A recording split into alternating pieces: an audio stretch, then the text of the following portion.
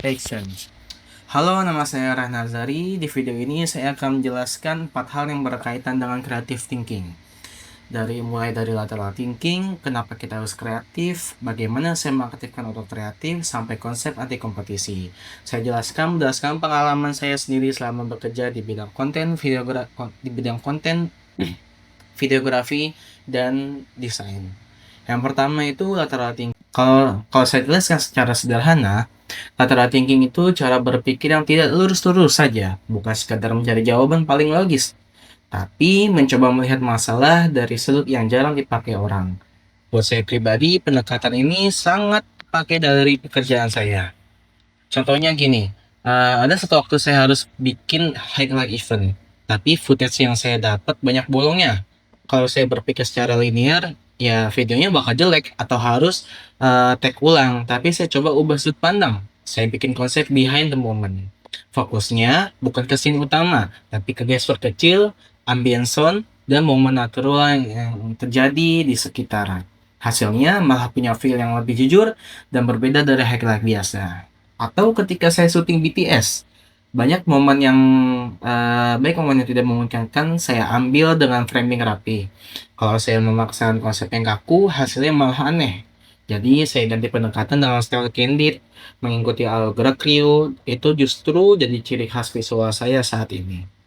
Buat saya, lateral thinking itu soal memindahkan posisi kita dari jalur utama ke jalur samping yang mungkin belum dilirik orang. Biasanya justru di situ muncul solusi yang lebih kreatif. Oke, selanjutnya mengapa kita harus kreatif? Menurut saya, kreativitas itu bukan sekedar penting, tapi sudah jadi kebutuhan kalau mau relevan di dunia kerja sekarang. Skill teknis dong nggak cukup, karena semua orang bisa belajar hal yang sama. Bahkan baik yang bisa digantikan otomatisasi.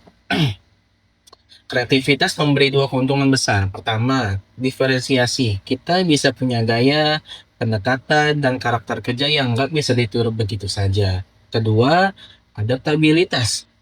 Dalam kerjaan konten, brief sedang sering berubah. Waktu mepet atau kondisi di lapangan nggak sesuai. Orang yang kreatif bisa cepat adjust tanpa panik. Jadi buat saya, kreatif itu bukan pilihan, itu fondasi supaya kita tetap bisa bersaing. Oke, lalu selanjutnya yang ketiga itu adalah cara mengaktifkan otak kreatif. Kalau bicara cara saya mengaktifkan otak kreatif, jujur proses saya sangat dipengaruhi rutinitas. Kenapa? Karena saya sendiri sebagai videographer dan desainer, kreativitas saya jarang muncul tiba-tiba. Saya bangun lewat kebiasaan kecil. Biasanya saya mulai dari brainstorm cepat, saya tulis semua ide spontan dalam 2 atau 3 menit tanpa mikir bagus atau jelek. Ini saya lakukan supaya kepala saya nggak langsung terkunci ke satu konsep. Karena kalau dari awal saya terlalu mikir rapi, biasanya hasil akhirnya datar. Saya juga sengaja cari referensi yang tidak berhubungan langsung dengan proyek yang saya kerjakan. Kalau lagi edit event, saya lihat iklan, editorial fashion, atau dokumenter. Referensi yang jauh dari topik biasa memancing ide yang baru yang lebih fresh. Selain itu, saya sering memberi batasan teknik ke diri sendiri. Misal, bikin highlight 30 detik cuma dari 5 shot terbaik. Atau desain poster tanpa efek berat. Batasan kayak gini justru bikin otak saya lebih kreatif.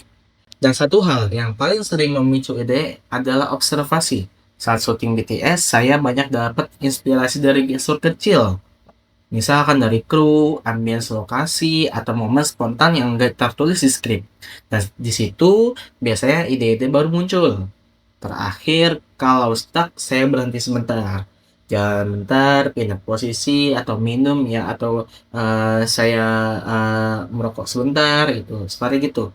Jeda pendek kayak gitu sering bikin otak saya reset dan lihat masalah dari sudut yang baru. Kemudian selanjutnya yaitu anti kompetisi. Kalau saya pahami, anti kompetisi itu bukan lari dari persaingan, tapi memilih arena permainan yang berbeda. Jadi bukan menang karena lebih kuat, tapi karena bermain di wilayah yang tidak penuh sesak. Di dunia videografi contohnya, banyak orang berlomba bikin video sinematik dengan gaya mirip-mirip. Kalau saya ikut main di kategori itu, saya harus bersaing di harga kualitas dan standar yang sama. Jadi saya pilih fokus ke style yang beda, seperti raw highlight dan connectivity eyes. Style ini lebih fokus ke momen natural, gestur kecil dan storytelling lebih jujur. Segmen ini lebih sepi dan akhirnya saya punya positioning yang jelas tanpa harus adu kualitas secara langsung. Dalam desain juga sama. Banyak orang yang main di template standar untuk brosur atau poster. Saya coba arahkan karya saya ke desain yang lebih story driven dan bermain di warna-warna yang jarang dipilih orang. Bukan lebih mudah, tapi lingkup persaingannya jauh lebih ringan.